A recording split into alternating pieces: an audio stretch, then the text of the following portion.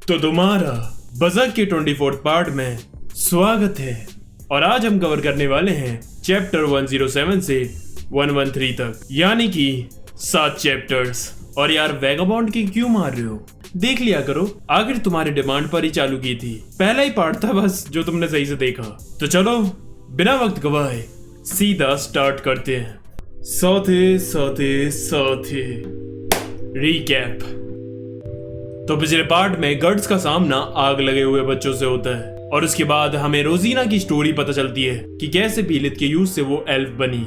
रोजीना जिल को अपने साथ मिस्टी वैली ले जाती है और गर्ड्स भी फिर मिस्टी वैली में घुसकर उसके सारे इनसाइड डीमंस को मार देता है। और अब उसका सामना कुछ खतरनाक डीमन से हो रहा है जो उसे धो रहे हैं। और अब आगे देखते हैं कि क्या होता है। चैप्टर 107 परस्यूअर्स। हम देखते हैं कि गांव वाले उन बच्चों की जली हुई बॉडीज को दफना रहे होते हैं और उनमें से कई बच्चे तो उन्हीं के गांव के थे। तभी वहां आयरन चेन नाइट्स की आर्मी आती है और उनकी कमांडर उतरकर गांव के प्रीस्ट के पास आती है। वो कहती है, मैं हूँ होली आयरन चेन नाइट्स की कमांडर और मुझे इधर डिवाइन अथॉरिटी ने किसी काम से भेजा है। प्रीस्ट कहता है, चलिए बाकी की बातचीत चर्च में जाकर करते हैं। यहाँ डेड बॉडीज के सामने मुझसे कुछ बोला नहीं जाएगा। प्रीस्ट कहता है, आप बिलीव नहीं करोगी कि यहाँ क्या हुआ है। वो कहती है, नहीं मुझे आप पर पूरा भरोसा है। वैसे हम यहाँ ब्लैक स्पोर्ट्समैन के पीछे आए हैं। 2-3 सालों से जहाँ भी वो शख्स गया है वहाँ सिर्फ तबाही मची है और 2-3 सालों से ही हमारी दुनिया पर डार्कनेस भी बढ़ चुकी है। इनडायरेक्टली वो एक्लिप्स की बात कर रही है। मुझे नहीं पता उस ब्लैक स्पोर्ट्समैन का पर्पस क्या है और वो क्या करना चाहता है, लेकिन जो तबाही वो मचा रहा है उससे हमें काफी दिक्कत हो रही है। प्रीस्ट कहता है, मैंने सुना है कि वो मिस्टी वैली की तरफ जा रहा है। वैसे वो जगह काफी खतरनाक है। मैं आपको वहां पहुंचाने के लिए किसी को आपके साथ भेज देता हूँ। तभी जिल का बाप आगे आकर कहता है, मैं ये काम करूंगा। और वो घर आकर अपना हेलमेट निकालने लगता है इस खुशी में कि अब वो दोबारा बैटल ज्वाइन कर सकता है। दूसरी तरफ हम देखते हैं कि जंगल में राइनो और मेंटिस डीमन गर्ड्स की धुलाई कर रहे होते हैं। गर्ड चाहकर भी कुछ नहीं कर पा रहा था क्योंकि वो एक टीम की तरह उस पर हमला कर रहे थे। एक को ब्लॉक करता तो दूसरा अटैक कर देता। अब वो दोनों एक एक तरफ से उस पर हमला करने के लिए आते हैं। गर्ड समझ चुका था कि वो इनसे एक एक करके नहीं लड़ पाएगा, इसलिए वो एक हाथ में तलवार लेता है और एक हाथ में उसका आर्म कैनन। और जैसे ही वो दोनों उसके करीब आते हैं वो दोनों से एक साथ हमला करता है। राइनो को कैनन से उड़ा देता है और मेंटिस को तलवार से चीर देता है। Chapter 108 the misty valley part 1।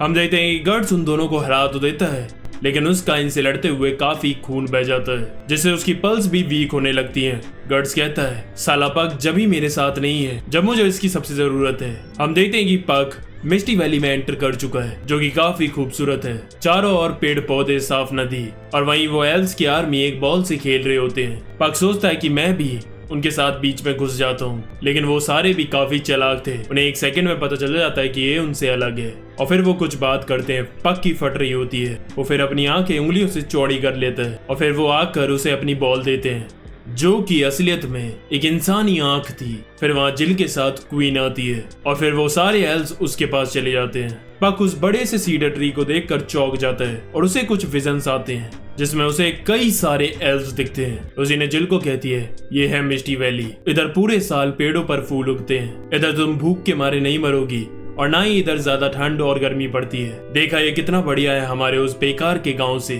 और अब जब तुमने ये सब देख ही लिया है तो तुम्हारा तो और मन कर रहा होगा हमें ज्वाइन करने का।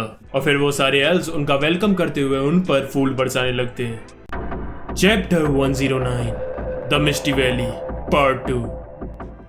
रोजी ने पूछती है, क्या तुम हमें अब ज्वाइन करोगी? जिल कहती है, मुझे समझ नहीं आ रहा। वो कहती है, ठीक है सोच लो। वैसे भी यहाँ की जिंदगी उस गांव से काफी बेहतर है। हम देखते हैं कि अकेली बैठी जिल ये सोच रही होती है कि वो क्या करे। तभी वहाँ पक आता और उसे कहता है, चलो यहाँ से, मैं तुम्हें बचाने के लिए आया हूँ। तभी वो पक को बताती है कि रोजीने ने उसे ऑफर दिया है। पक कहता है, तुम पागल हो गई हो? उन डीमन जैसा बनना चाहती हो क्या? वो एल्व्स नहीं है, ऊपर से वो इंसानों को खाते हैं। जिल कहती है, हाँ लेकिन ये तो उनका नेचर है। जैसे वुल्फ अपने शिकार को खाते हैं वैसे ये इंसानों को। और वैसे भी अगर मैं यहाँ रहूंगी तो मुझे किसी बात की टेंशन नहीं होगी जैसे मुझे गाँव में हुआ करती थी कि मुझे कोई चोर पकड़ लेगा या कोई मेरा रेप करने की कोशिश करेगा। पाक कहता है, अपनी माँ के बारे में सोचो, वो तुम्हारे बिना क्या करेंगी? जिल कहती है, हाँ मेरी माँ की तरह ही मेरी हालत भी ऐसी हो गई तो अपनी पूरी जिंदगी डरने से तो अच्छा है कि मैं इनमें से एक बन जाऊं। और ये बोलते बोलते वो इतना खो जाती है कि वो पक को दबाने लगती है और उसके चिल्लाने पर उसे होश आता है। वो कहती है, मुझे माफ करना पक। तभी वो सारे एल्व्स फिर वॉर का गेम खेलते हैं और असलियत में एक दूसरे को मारने लगते हैं। ये देखकर जिल और पक हैरान हो जाते हैं कि ये तो सच में एक दूसरे को जान से मार रहे हैं और कुछ ही देर में वहाँ खूनम खून हो जाता है। कुछ तो उनमें से अपना डंक दूसरे के मेन पार्ट में घुसेड़ कर बुरी तरह मार रहे होते हैं और इसे वो एडल्ट अटैक कहते हैं। Indirectly it's kind of and kill. ये देखकर जिल को उल्टी आ जाती है और फिर वो एक इंसान के बच्चे की बॉडी को उसके पास लेकर आते हैं और कहते हैं ये लो तुम्हारा गिफ्ट। वो डर के मारे उन एल्व्स को हाथ मार देती है और फिर वो जब वहाँ देखते हैं तो वहाँ और कई सारी लाशें डली हुई थी। एल्व्स का गिफ्ट रिजेक्ट करने के बाद उन्हें गुस्सा आ जाती है और वो कहते हैं तुमने हमारा गिफ्ट रिजेक्ट किया, क्या तुम हम में से एक नहीं हो? और फिर वो अपना डीमन फॉर्म ले लेते हैं। पक कहता है इधर से जल्दी भागो, इन्हें गुस्सा आ गई है। और अब वो दोनों वहां से भाग रहे हैं और वो सब उनके पीछे। अगर वीडियो अच्छी लग रही हो तो लाइक करना मत भूलना और शेयर करना भी।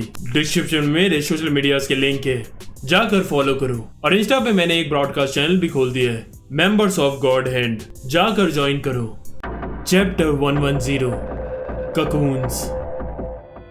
तभी भागते भागते उन्हें रास्ते में कई बड़े बड़े से गोले दिखते हैं। पक कहता है ये क्या है, ये कोई नई तरह का फल है क्या? तभी उनमें से कुछ हलचल होती है और उसमें से एक एल्फ का बच्चा निकलता है और तब उन्हें पता चलता है कि ये सारे ककून्स हैं। तभी रोजी ने वहां आती है और कहती है ये है वो जगह जहाँ इंसानी बच्चे एल्फ बनते हैं। वो कहती है जिल तुम वहां से भाग क्यों आई, उन्होंने ऐसा क्या किया तुम्हारे साथ? जिल कहती है वो एक दूसरे को जान से मार रहे थे।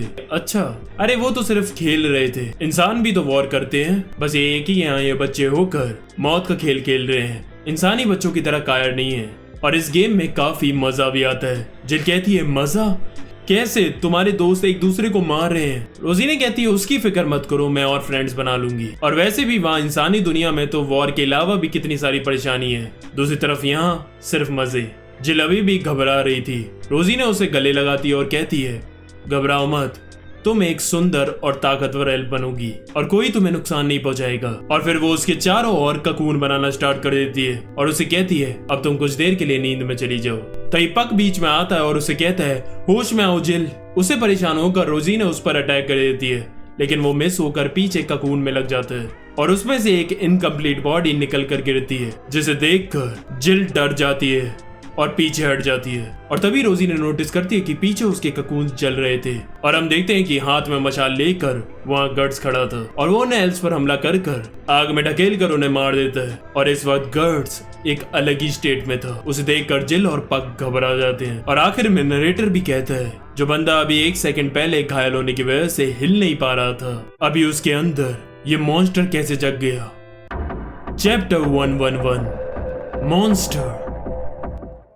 हम देखते हैं कि जिल के बाप के साथ आयरन चेन के नाइट्स मिस्टी वैली की तरफ जा रहे थे और तभी रास्ते में उन्हें कई सारी लाशें पड़ी मिलती हैं। अब क्या है कि वो सारे डीमंस ही थे, लेकिन गर्ड्स के मारने के बाद उनका शरीर दोबारा इंसान बन गया। एजान कहता है जरूर ब्लैक स्वॉर्डमैन के साथ काफी बड़ी सेना होगी। सेप्री को कहता है नहीं, इन सारे लोगों का घाव मैं देखकर बता सकता हूँ कि ये काम एक ही बंदे का है। एजान कहता है the black swordsman must be the dark. तभी उसकी लीडर फैननेस उसे वो वर्ड बोलने से रोक लेती है और कहती है वो शब्द कभी जुबान पर मत लाना। और फिर वो कहती है दूसरों की भलाई के लिए मैं ही अपने हाथों से उसे पकड़ूंगी, द ब्लैक स्वॉर्ड्समैन, और या मैं कहूँ द ब्लैक हॉक। दूसरी तरफ हम देखते हैं कि गर्ड्स उन एल्व्स को बुरी तरह कुचल रहा होता है। रोजी ने ये देखकर गुस्से में आकर उस पर हमला करवाती है। वो सब एक साथ जाकर उस पर चिपट जाते हैं और उसे खाने लगते हैं, लेकिन तभी गर्ड्स हंसता है और सामने आग में जाकर कूद जाता है। ये देखकर रोजीना और जिल दोनों ही शौक में चले जाते हैं कि कर क्या रहा है, और शरीर में आग लगने की वजह से वो सारे एल्व्स मर जाते हैं। और अपने आप को बचाने के लिए गर्ड्स ऊपर ककून में अपनी तलवार मारता है, जिसकी वजह से वो खून में नहा लेता है और आग बुझ जाती है। उसके मुंह के अंदर उसका ककून एल्फ का कुछ बॉडी पार्ट था और इस वक्त गर्ड्स मॉन्स्टर से भी कुछ खतरनाक बन चुका था। रोजीना उसे देखकर कहती है are you really human. Chapter 112 evil in the air.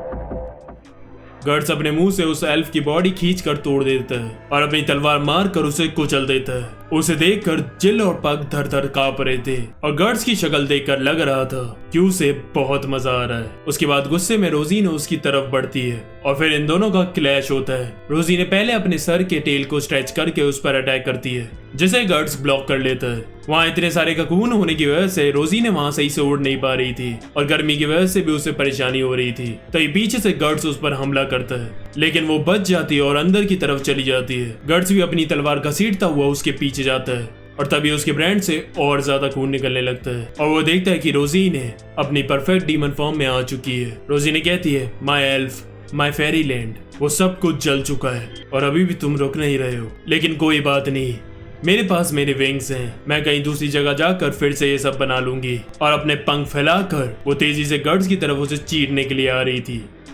Chapter 113, a bloody night sky. रोजी ने इतने स्पीड से ट्रेवल कर रही थी कि उसकी हवा के फोर्स से ही पक और जेल उड़ जाते हैं और जैसी उसकी निडल गर्ड्स की तलवार पर लगती है वो उड़ते हुए पीछे जाकर गिरता है। गर्ड्स कहता है, भाई ये क्या स्पीड है और ये बहुत ताकतवर भी हो गई है, मैं तो इसके सामने कुछ कर ही नहीं पाऊंगा। रोजी ने कहती है, क्या बात है, मुझे विश्वास नहीं हो रहा कि तुमने इस अटैक को ब्लॉक कर लिया। और फिर वो दोबारा आसमान से स्पीड में आकर उसके टक्कर मारती है, लेकिन उसके बाद भी गर्ड्स दोबारा खड़ा हो जाता है। गर्ड्स समझ गया था कि अगर मुझे इसे हराना है तो इसके पास जाना होगा और अब अगला अटैक वो अपने हाथों से ब्लॉक करने की कोशिश करता है। रोजी ने कहते हैं, क्या तुम पागल हो गए हो? और इस बार वो निडल उसके हाथ के आर पार हो जाती है और सर भी बाल बाल बचता है। वो उसे अपने साथ उड़ा कर ले जाती है और कहती है, चलो तुम्हें सैर कराती हूँ। और काफी ऊपर आसमान में ले जाकर उसे कहती है, कुछ ही देर में खून बहने की वजह से तुम मर जाओगे। वैसे तुम काफी बहादुर हो, शायद इसीलिए जिल तुम्हें इतना पसंद करती है, लेकिन एक बात ध्यान में रखो, जिल सिर्फ मेरी है। अब मैं तुम्हें इतनी स्पीड से सैर कराऊंगी कि तुम्हारी बॉडी के टुकड़े टुकड़े हो जाएंगे। और तभी गर्ड्स अपना लोहे का हाथ निकालता है और कैनन चलाकर उसके पेट में छेद कर देता है और अब वो दोनों आसमान से नीचे गिर रहे हैं और यहीं ये चैप्टर खत्म हो जाता है। अगर तुमने इस सीरीज के दूसरे पार्ट्स नहीं देखे हैं तो उनका लिंक भी डिस्क्रिप्शन में है। एंजॉय, लाइक, शेयर, सब्सक्राइब कर दो, तुम्हें पता ही है। आज के लिए बस करते हैं। आरिगातो।